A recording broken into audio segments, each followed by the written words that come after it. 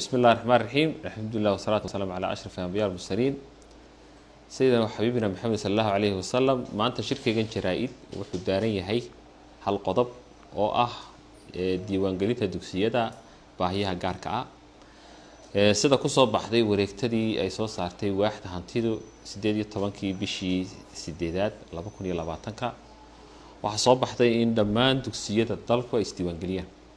sidaas daraadeed qaybtii nagaga aadanayd waaxda dheelitirka taanu nahay gaar ahaan qaybta iskuulada baahiyaha gaarka ah waxaan halkan fariin uga gudbinaynaa dhammaan dugsiyada baahiyaha gaarka ah ee dalka ku yaala kuwaasoo tiradoodu dhan tahay 21 dugsi in ay isdiiwaangeliyaan.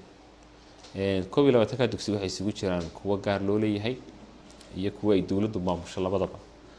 sidaas daraadeed 18kii bishii 8aad maadaama ay ahayd marka hore wuxuu ahaa deadline-ku 30ka bisha inay ugu dambeyn ay soo gudbiyaan. sidaas daraadeed maadaama 30kii shalay uu ku ekaa waxaan ku darnay 10 cisho oo maaragtay dheeraada laakiin 10ka cisho kama dambeysay ay noqonaysaa haddii la yiraahdo. ilaa imika waxay soo diiwaangeliyeen 2 dugsi oo ku yaala Hargeysa midna uu sawir yahay midna uu daryeel yahay. dugsigu ama miisaaniyadda yeeshamayaan yeelan waxa laga rabaa inuu waaxda hantida la xiriiro oo uu isdiiwaangeliyo. waxaan si gaar ah ula sii hadlayaa maaragtay dugsiyada qaata kabka dugsiyada qaata.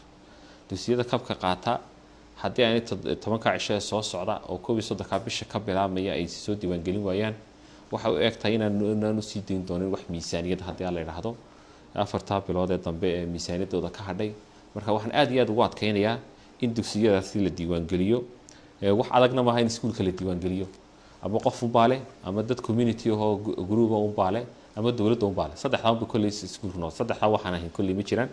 marka waxaan idinku adkeynayaa iskuulada baahiyaha gaarka ee gobolada oo dhan ku yaala in ay isdiiwaangeliyaan muddada 31ka bisha ka bilaabmaysa kuna dhamaanaysa 9ka bisha soo socda haddii la yiraahdo. waxaan idinka rajaynayaa inaad intaa isdiiwaangelin doontaan idinkoo xiriir la sii damayn doona waaxda hantida.